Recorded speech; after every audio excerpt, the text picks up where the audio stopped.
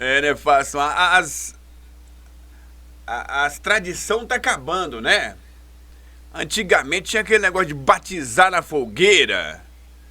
Eu tenho afilhado batizado na fogueira. Tem uma filha de uma tia minha, né? É minha filhada de fogueira. É, ué.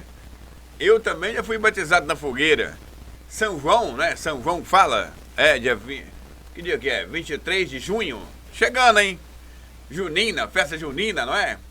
Então é isso aí, a pessoa fazia fogueira, aí arrumava o padrinho, a madrinha, não é? Aí passava a cinza da fogueira na testa. E.